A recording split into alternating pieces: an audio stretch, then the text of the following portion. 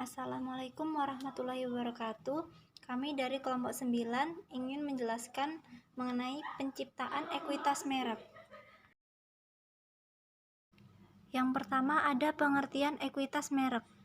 American Marketing Association mendefinisikan merek sebagai nama, istilah, tanda, lambang atau desain atau kombinasinya yang dimaksudkan untuk mengidentifikasikan barang atau jasa dari salah satu penjual atau kelompok penjual dan mendiferensikan mereka dari para pesaing. Penetapan merek sudah ada selama berabad-abad sebagai sarana untuk membedakan barang dari satu produsen dengan produsen lainnya. Jadi, merek adalah produk barang atau jasa yang dimensinya mendiferensikan atau memberikan batasan merek tersebut dengan beberapa cara dari produk atau jasa yang lainnya yang dirancang untuk memenuhi kebutuhan yang sama. Merek juga memiliki peran tersendiri yang berharga bagi perusahaan, yaitu yang pertama, merek menyederhanakan penanganan atau penelusuran produk.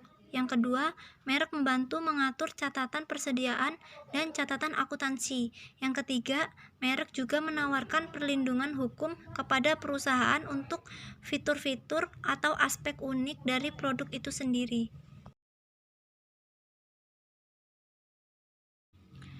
Ekuitas merek adalah nilai tambah yang diberikan kepada produk dan jasa. Ekuitas merek dapat tercermin dalam cara konsumen berpikir, merasa, dan bertindak dalam hubungannya dengan merek dan juga harga pangsa pasar dan profitabilitas yang diberikan merek bagi perusahaan.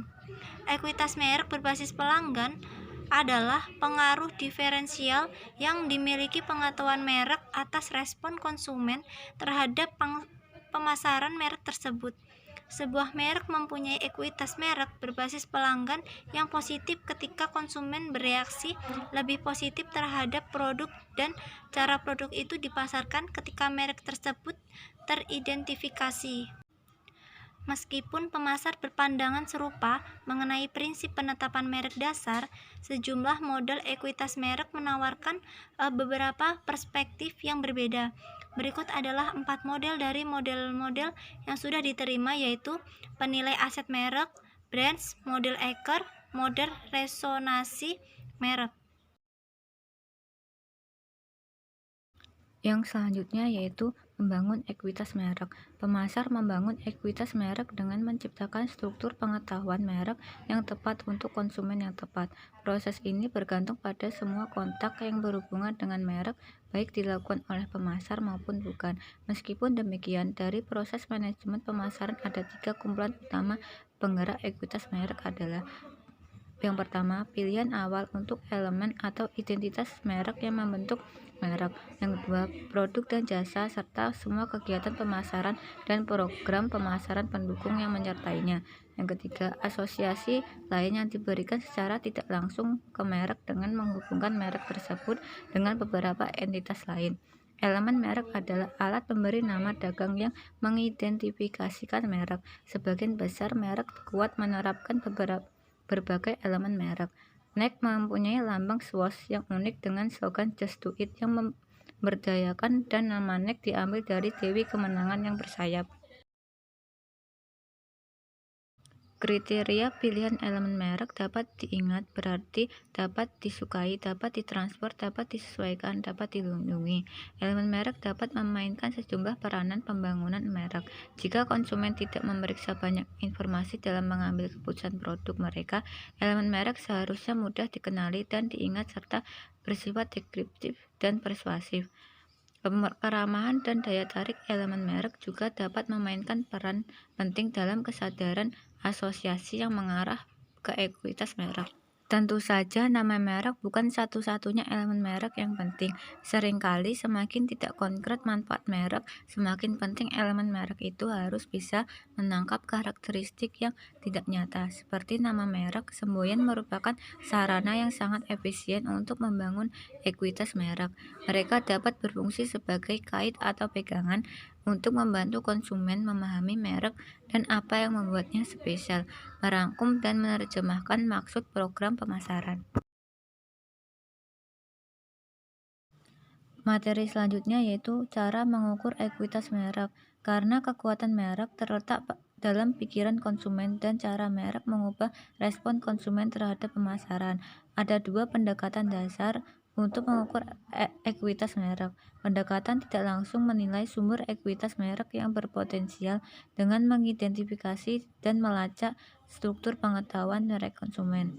Pendekatan langsung menilai dampak aktual pengetahuan merek terhadap respon konsumen pada berbagai aspek pemasaran. Kedua pendekatan umum ini saling melengkapi dan pemasar dapat menerapkan keduanya.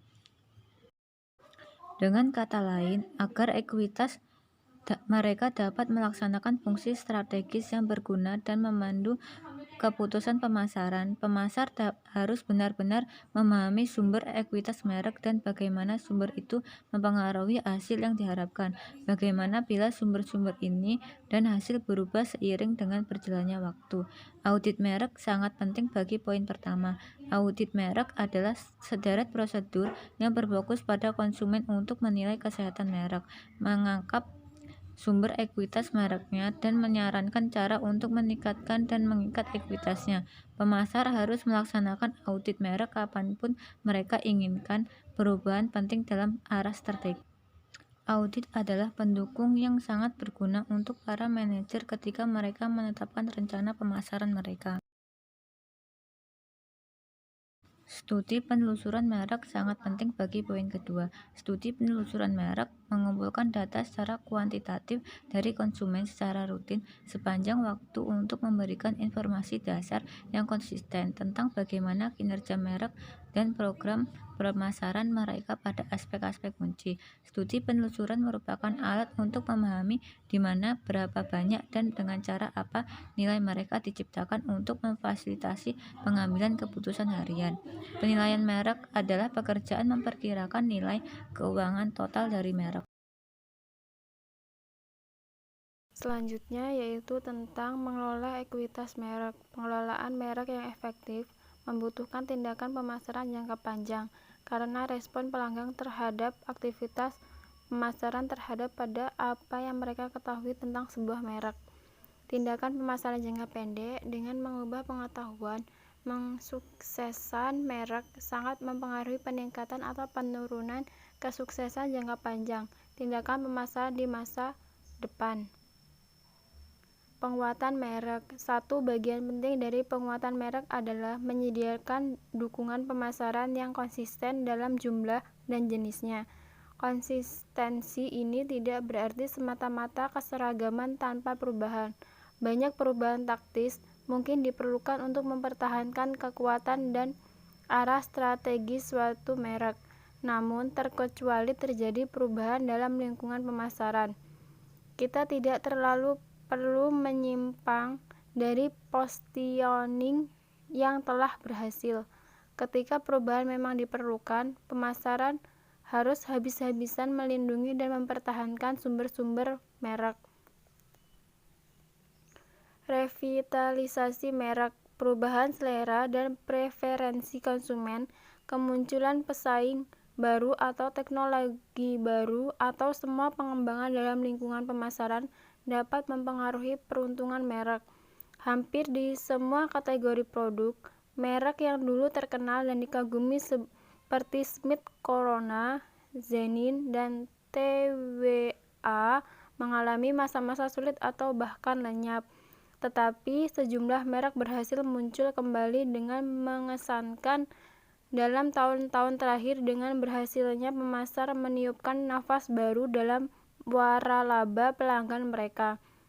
Seringkali hal pertama yang harus dilakukan dalam merevitalisasi merek adalah memahami sumber-sumber apa dari ekuitas merek yang bisa dipakai sebagai awal langkah. Apakah asosiasi negatif mulai terkait-kaitkan dengan merek? Kadang-kadang program pemasaran aktual menjadi sumber masalah karena program itu gagal menghantarkan janji merek. Materi yang selanjutnya adalah merencanakan strategi penetapan merek. Strategi penetapan merek, perusahaan mencerminkan jumlah dan jenis baik elemen merek maupun unik yang ditetapkan perusahaan pada produk yang dijualnya. Memutuskan cara menetapkan merek produk baru merupakan hal yang sangat penting. Ketika perusahaan memperkenalkan sebuah produk baru, perusahaan mempunyai 3 pilihan utama, yaitu perusahaan dapat mengembangkan elemen merek baru untuk produk baru, perusahaan dapat menerapkan beberapa elemen mereknya yang sudah ada, dan perusahaan dapat menggunakan kombinasi elemen merek baru yang ada. Ketika perusahaan menggunakan merek yang sudah mapan untuk memperkenalkan sebuah produk baru, produk itu disebut perluasan merek. Perluasan merek dapat diklarifikasikan menjadi 2 kategori umum, yaitu perluasan merek dapat diklasifikasikan menjadi 2 kategori umum, yaitu perluasan lini dan perluasan kategori. Keunggulan perluasan merek yaitu meningkatkan peluang keberhasilan produk baru dan memberikan umpan balik positif terhadap merek dan perusahaan induk. Kekurangan perluasan merek pada sisi lain, perluasan lini bisa menyebabkan nama merek tidak menjadi sangat teridentifikasi pada produk apapun. Pencairan merek terjadi ketika konsumen tidak lagi mengasosiasikan merek dengan produk yang spesifik atau produk yang sangat serupa dan mulai tidak terlalu banyak berpikir tentang merek. Jika sebuah perusahaan meluncurkan perluasan yang dianggap tidak tepat oleh konsumen, mereka bisa mempertanyakan integritas dan persaingan merek. Berbagai perusahaan lini bisa membingungkan dan memungkinkan bahwa mengecewakan konsumen. Versi produk mana yang tepat bagi mereka? Akibatnya, mereka bisa menolak perluasan baru karena kegemaran untuk mencoba dan membenar atas versi-versi yang memenuhi semua tujuannya. Skenario paling buruk menyangkut perluasan merek bukan hanya kegagalan, melainkan juga merek itu bisa menghancurkan citra merek induk dalam proses. Materi yang terakhir adalah hubungan ekuitas merek dengan ekuitas pelanggan. Ekuitas pelanggan merupakan konsep pelengkap untuk ekuitas merek yang merefleksikan jumlah dari nilai-nilai seumur hidup dari seluruh pelanggan untuk sebuah merek. Terakhir, kita dapat menghubungkan ekuitas merek dengan salah satu konsep pemasaran penting lainnya, yaitu ekuitas pelanggan. Tujuan manajemen hubungan pelanggan adalah menghasilkan ekuitas yang tinggi.